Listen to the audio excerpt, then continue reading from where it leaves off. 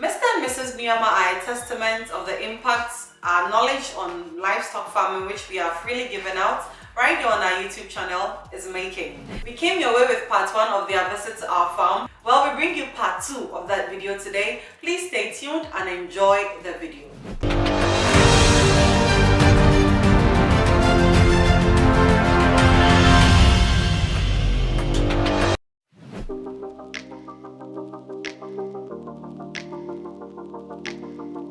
One thing, what I learned in Kenya is when you do rabbits as well, you can actually use the rabbit urine as the pesticide to the apples and whatever you grow. Did you know this? You see, once again. So you use the urine for rabbits for pesticide, yeah, and then for the poo for manure as well is the best. I didn't know this. I'm standing here at Semanhyia L&D Farm in Suhum. And the fish pond that we are going to have to, yeah, we can use the water from the fish pond to also water the apples. So everything in what this couple is going to do wouldn't be waste. There will be nothing that would be waste, because practically. Our farm is named Ashvik Organic Farm. Ashvik Organic Farm. Everything will be organic. Yes. That's what we're trying to do. That is beautiful. I don't know about you, but if there is one thing that has dawned heavily on me, it is the fact that there is enough room in the agri space for everyone. And remember, agriculture is never going to go out of whatever, because we never stop eating as humans. That's it. Even as livestock. So if you are watching and you are considering going into the agri sector, this is your cue.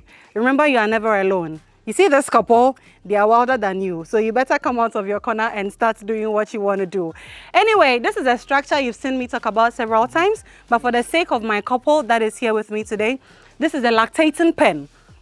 Lactating pen specially for a vulnerable category of livestock. The heavily pregnant ones who are about to deliver and those who have just delivered. They are very vulnerable when they are in that state. So you don't want them climbing and playing rough games with the other colleagues in the pen. Okay. So we separate them and we keep them in a block concrete structure. Right. We do that because, number one, they would provide enough heat for them, especially at night. Where we are, it gets very cold in the night. You've seen the vegetation all around. And so we would put heat bulbs here. Also, this allows us to be able to give them the individual attention they deserve and they require. If it's the pen, they are together. But if it's mother and kids, mother and kids, mother and kids, you are able to come, give them that detailed attention and care they need individually. And what you are seeing, we layer it with layers of, it could be sawdust, it could stuff to make it soft for the newborn as well. So this is our lactating pen. Heat bulb to provide some heat. Heat bulbs. Yes, in the night to provide some warmth over here. And we layer here as well to make their bedding soft. So are you going to cover it, having a door or something, or you just leave it like that? The ones I've seen, we just leave it like that. Okay. Because it's fenced. Yeah. You see it's fenced. Yeah. Yes. And by 2 weeks' time, they will be leaving here back to the pen. Yeah. Yes, so they don't stay here forever. So at least maximum is 2 weeks. Yeah, maximum 2 weeks. Unless it's a special case where the mother is sick, got sick after delivery, had a difficult delivery. There are instances for that. Okay. But generally after 2 weeks. So after 2 weeks, when you move them there, it's together with the babies? Yes. So the pens, we have pens for mothers and their babies. Okay. Because they still have to continue to take the breast milk. And then at a point, I think after maximum 2 months or even 3, you wean them and then they become like the regular animals we have around, jumping around. Okay. Yeah. So when we were ordering ours, we were advised to get at least one for milk. Yes. So the management of that one, is it the same as the other? Let's go to where our milk guys are and let me answer your question. Okay. Thank you. Thank you too. Yes, we've dug our own borehole. Yes, so we have our own water source.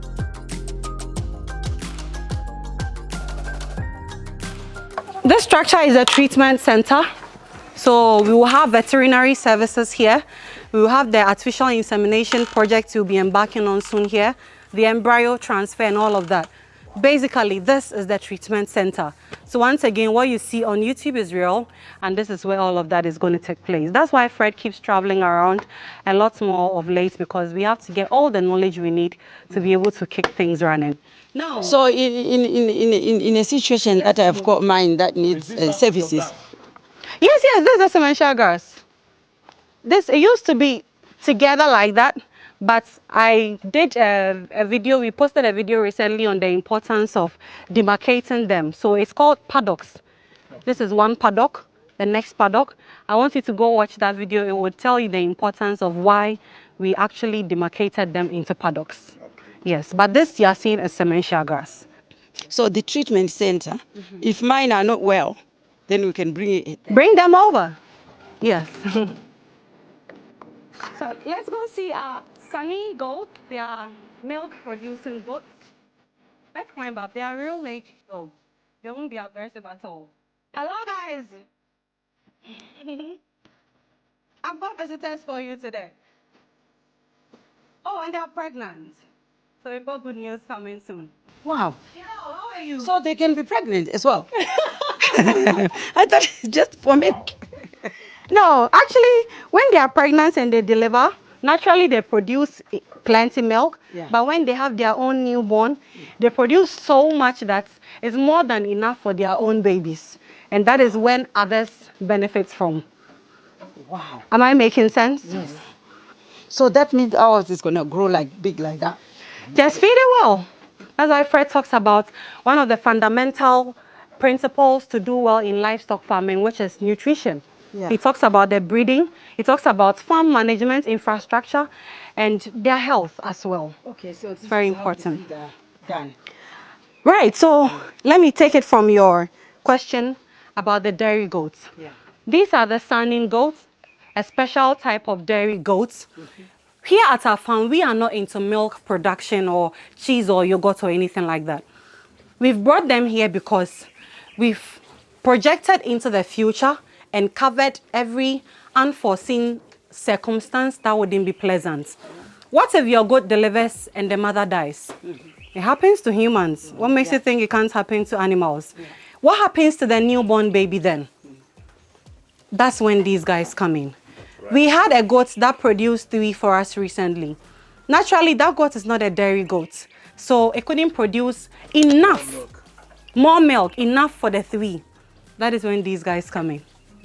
You get it? Yeah. So yes, for now, that is their their role, as it were, and it's just a thing to like. It makes you think ahead as a farmer and try to cover all of the unforeseen circumstances that would crop up. Here at our farm, you would never miss hay because we try to have what we call a balanced diet, as it were. We talk a lot about variety. It's the rainy season, so we advise that they eat the forage as much as possible. I mean, that's what they eat anyway. Which the greens? The greens. But too much greens would cause bloating. And bloating can be very uncomfortable for the animals. In severe cases, it can even lead to death. And remember, they don't speak. So if you are not trained and you don't have the eye like Fred to be able to tell the animal is in pain, I would be here laughing with them and the guy would be dying off. That is why we feed them in moderation with everything. So they eat a bit of the dried. Remember, this has less water content. So when they eat a little of this, it fills them up. Sometimes, because of the high water content in the greens, they eat too much, but the real stuff is less because it's part water that has filled them. And the bloating and other things too can come in. So we have, usually when we go to the other pens, you see the salt lick hanging. Yeah. Yes, the mineral salt block, others call it. They just lick it, it boosts their appetite as well. So when you say that, how often do you take them to go and graze then? Oh, so we have a planned feeding. There's a timetable we go by. Okay. So I would want you to talk to a farm manager, Godfred, and then he will take you through. Actually, this question has also been answered on our YouTube channel. We run people through how we feed them, their daily routines. Look out for top farm management practices. It's one of the recent videos. It would answer for you. It would show you what to do when you receive your animals. One thing I would say is, these animals came all the way from South Africa. Usually after traveling such a long distance, avoid giving them greens. it upsets their system. So the best is to start them off with something dry. And that is why we always have this ready for them. So you always have to have it. You don't every time have to be heavy. For our farm, we always have it here. We always have it here. In this one. Yes. So I think now we need to build something like that. Well, instead of climbing all the way here, let's turn over, look at them, then I'll take you to the mother and kids. Yeah. We don't just have exotic goats here at our farm. We are breeding the West African, the local ones as well. Okay. So I'll take you there to see them. These guys are our kings. That's the Kalahari Red. This guy is huge, the Boa guy. You see, this is a good genetic breeding stock of West African dwarf. So this is a mixture of... No, this guy is different. He is a West African dwarf. Okay. We are going to cross him with the others because he has good genetics.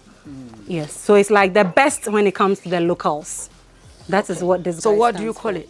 West African dwarf goats. Yes, but these guys are from South Africa. Yeah. Hey, yeah, they are doing well as you can see, and they are not pregnant. It's just good eating that is causing them to look big like that. They are males. Okay, so you see how they do the pen. Yes, you were asking about it. So you see, you can just fall through. You see what I just did? You can just fall through. So it lessens the depth. Yeah. And yeah, basically, you've seen the floor for yourself. Joe, are you taking the floor as well? We have the raised pen so that all of these, when they eat the leftovers, it just moves down there. You can collect what is down there as manure as well. Okay, so back to your fruit farming. You've talked about the Wambugu apples. Yeah. Tell me a bit more about the dragon fruit. So we haven't, we are just, as I said, we just started. But I actually think they are very nice because I tested them in Kenya. And they've got different types. They've got red ones, they've got white ones, and they've got some pink ones. So all types of dragon fruit. This is a fruit that is very, very expensive. It's very good, healthy things. They help people with diabetes, blood pressure, high blood pressure, and stuff like that. So to grow it, it looks like, I think you've got, in Ghana here, you've got that tree, which you've got. Mr. Nuamah, help us. What is she talking about? You know, it's like this flower that when young people can write their names on it. Oh. That's how the dragon Is it like the fruit looks cactus thing? It's thick. Yes, it's thick and it's green. It's got some, I don't know. When you poke it, it has some whitish fluid come out of it. Yes, so I've that seen one. it. Yeah. So that one, you because now we are doing the paws, you know, because you have to put a paw on it because they need support as they grow. Yeah. So you put like a paw, like as we are making it like the ones that we are. Because you make a pole for it like the way we make poles for yam. Yeah. Yes. But this one is like a pole like about 6 feet. It's about 8 feet. Then you put tire on top. So that it can grow. I've got a picture. There. I can show you the picture, how it... Now about the grapes. It's also one thing as a Ghanaian child I heard only does best in cold areas. I don't think it's really true. I think it was lack of knowledge. Now there's a vast knowledge. People go elsewhere, somewhere to learn. Yeah, you know. true. I remember Wambugu Apple was going to the grapes that she's doing is from Ukraine, I think. Wow. From Ukraine, and we've got some fruits from Madagascar. Okay. So it's about interlearning. And the grapes like this, you can do a greenhouse for it. Yeah. Yes, you can do a greenhouse for it. Wow. They have some really good projects coming up as well. If you are watching and you are interested in fruit farming, this is your cue. But this couple, watch them. Just be on the lookout for them. It's not a small project they're embarking on. They are into fruit farming, but they are here at our livestock farm today because they've just bought goats. They've bought goats from us with our latest consignment from South Africa. And they are here to see things for themselves, to copy and to paste at their own farm as they start the livestock farm. This video, they are here today at our farm. The next time I introduce them to you guys again, mark my words, it will be from their farm and how the animals are doing. So we shall come your way again. We want to end this video by visiting the last pen for them to see what's going on there. And do mark my words, by the time they are on our screens again, I'll be showing you how good they are doing at their farm. Please let's go. Thank you.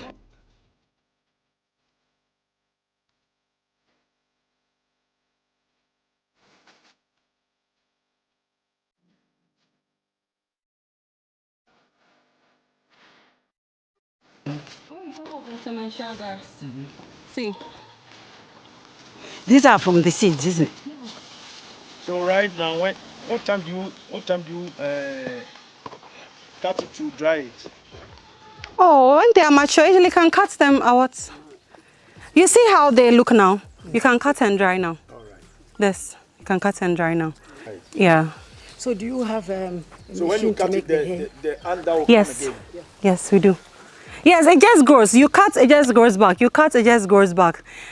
So once again, we are not just marketing it to you because, hey, if you buy this and you cultivate it, let Mother Nature take its course, okay, and come back again. Do we have to fence ours like this as well? Yes. Because it's she's saying. best way, yeah. Yeah. Let me take it to the last pen, then we can catch some rest, okay?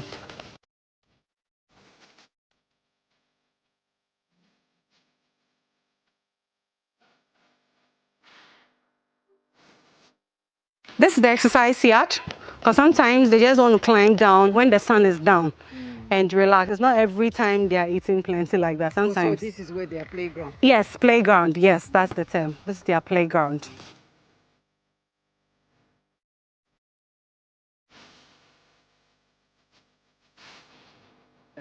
So this is the mother and baby pen.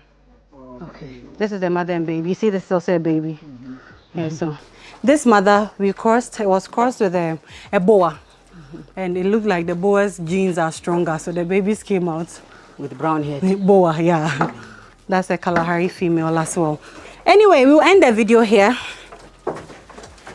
So Mr. and Mrs. Nuamah, this pen is a pen for our West African dwarfs. Yes. You see, it falls right down there. It doesn't stay here and leave a stench. So, viewers, it's been very insightful. It's been very interesting. I want to believe it's been sane for you. Even though we are known to preach a lot about the exotic breeds of goats, which this lovely couple has just bought some. Remember, we are also here for you, for those of you who are interested in getting good breeding stock of the local ones. This pen shows you some of our local goats, which we are breeding as well. And that is why if you are watching me and you want to start livestock business here in West Africa, but let's say you are not so ready to start with the exotic breeds, listen, contact us. You can even get some of the West African ones, knowing that we have specifically treated them and they are good to be able to start a livestock farm for you. Don't go to the markets. You might be making a big mistake. So on behalf of Farming in Africa, Fred and the entire team, my name is Nadia once again. Today I came your way. Please join me as we conclude on this video. This is Mrs. Nuamah, a Zimbabwean, married to Mr. Nuamah, a Ghanaian. We are transforming lives through the agricultural sector. They're already doing great in the fruits farming business. They're into Wambugu apples. Today I learned about that. Dragon fruits, even grapes. And they have their own farm. They've just bought livestock from us. And because they've been watching us on YouTube and believe what we are doing is very sustainable and profitable, they are here at our farm to copy and go paste. On behalf of Fred and the team, I want to say thank you for making a trip in this hot sun. Okay. Thank you very much for this wonderful education.